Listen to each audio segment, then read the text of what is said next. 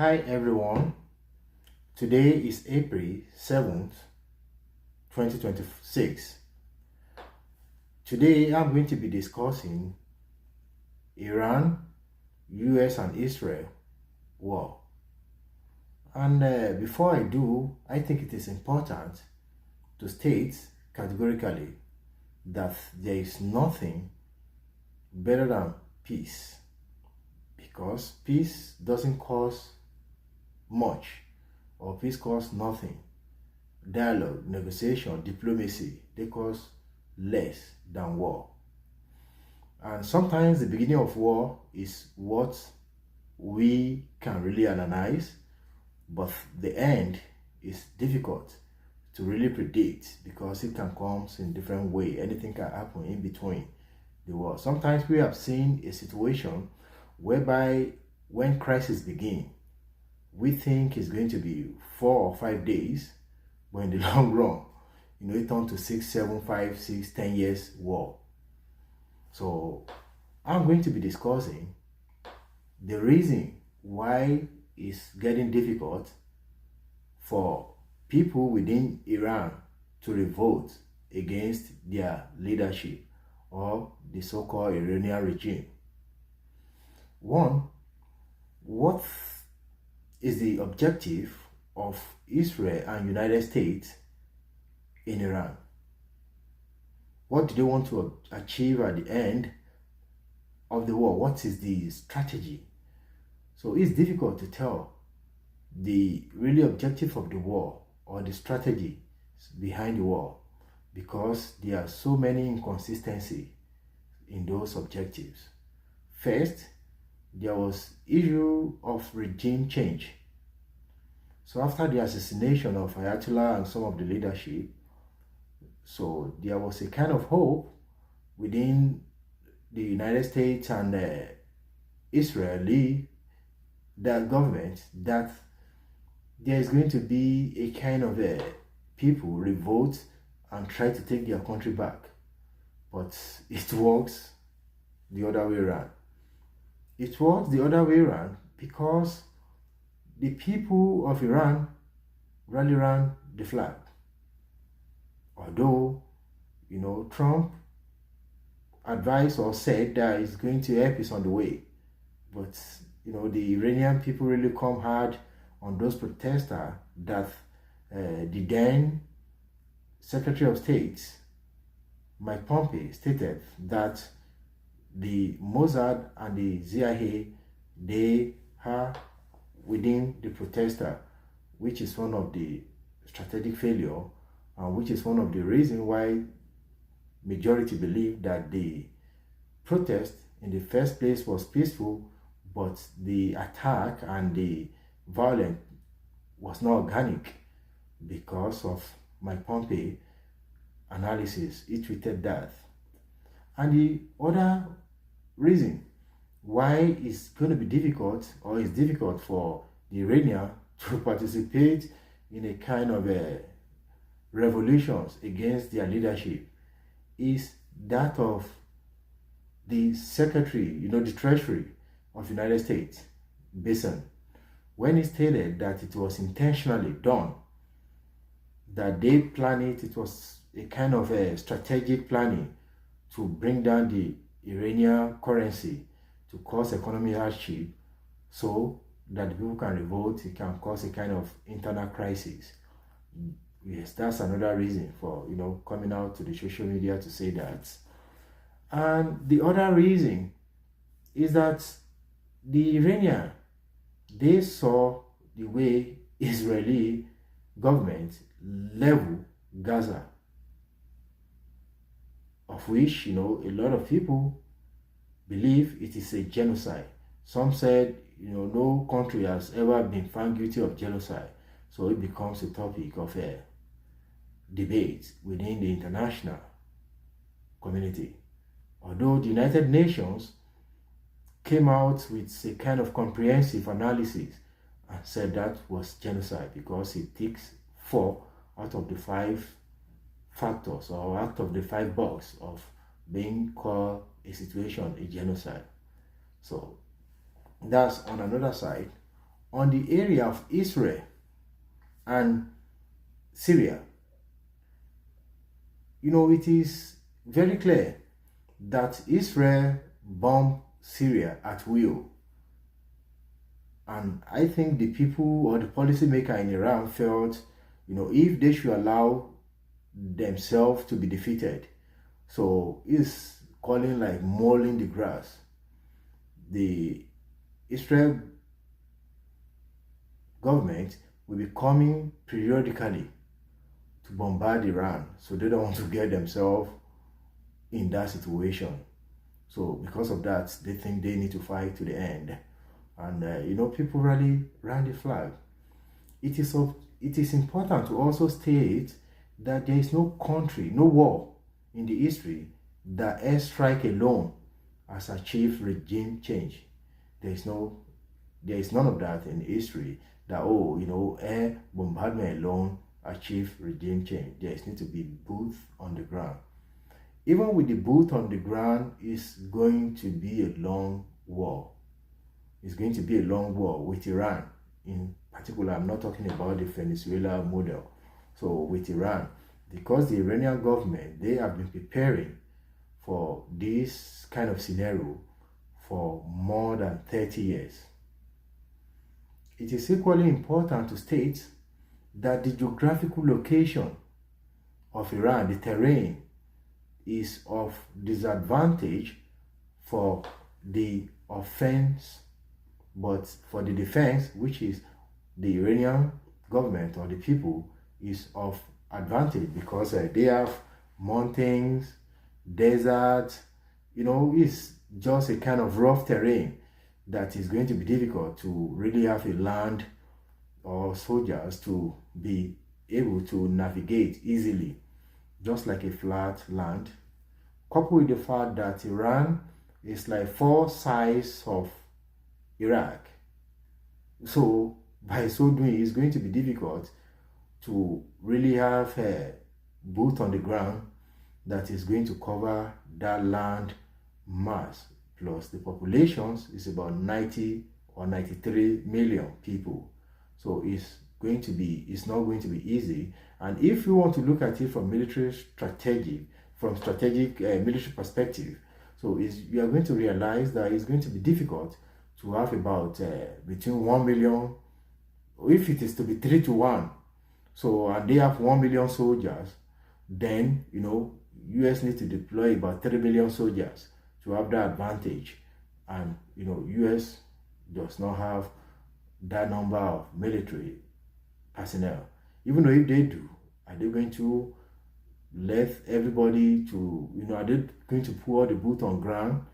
Why the policy of still trying to contain China is still looming or is still pending, that okay, we are going to contain. How do you want to contain China when? And I said that if United States should get sucked into the war between US and Iran and boot on ground, then China may seize that opportunity to invade Taiwan.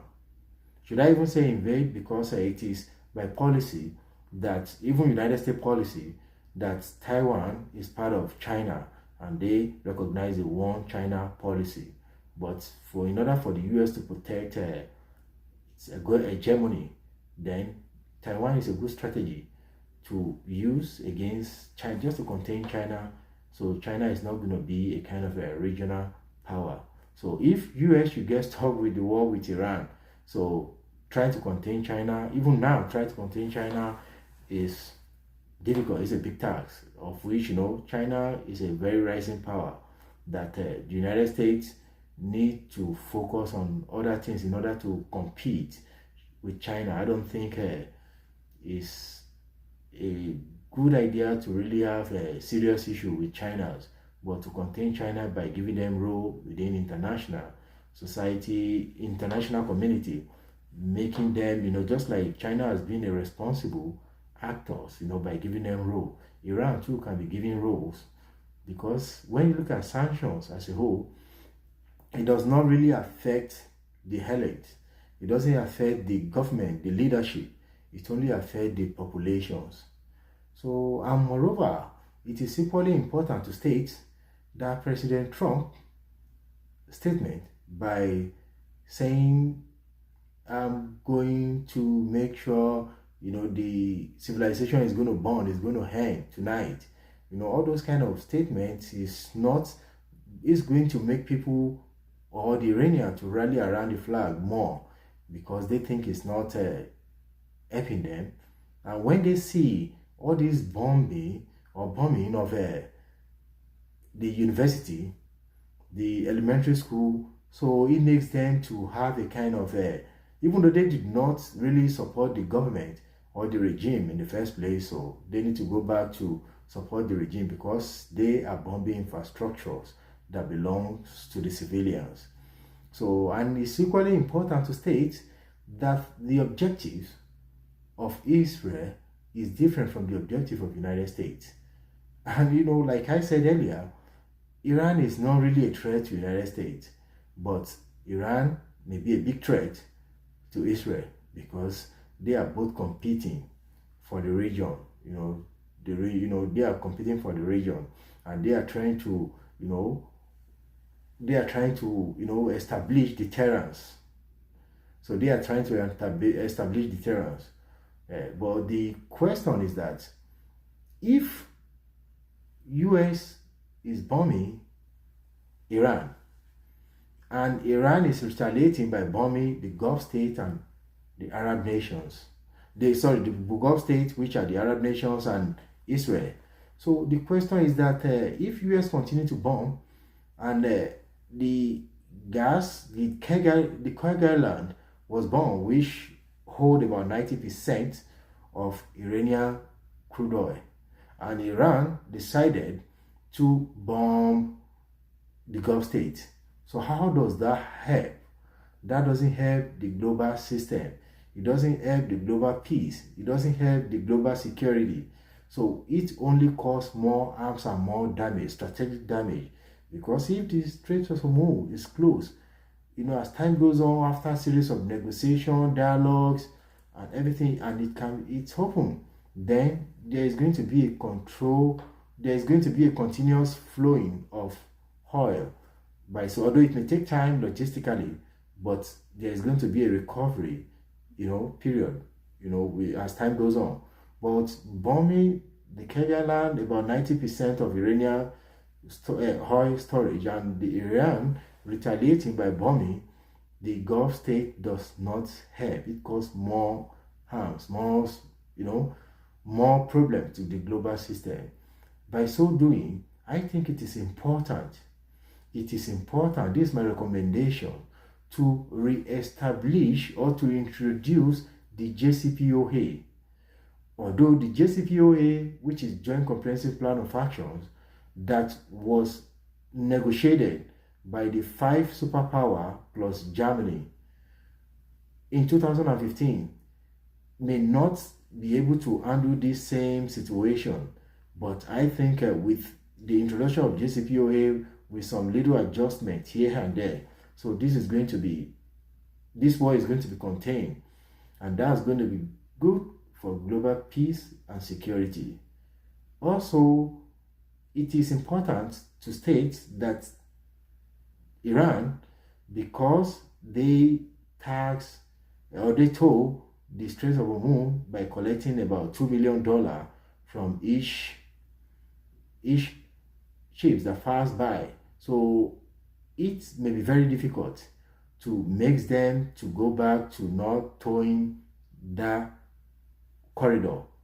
So by so doing, it is important to state that if they are going to do like negotiate, that's going to be a big or a very bargaining power for them to start with. That okay, if you don't want us to tow this Strait of Hormuz anymore, then maybe relief of all the sanctions or other things. And moreover, the Iranians are really ready from the beginning to dialogue, to negotiate with the United States and Israel.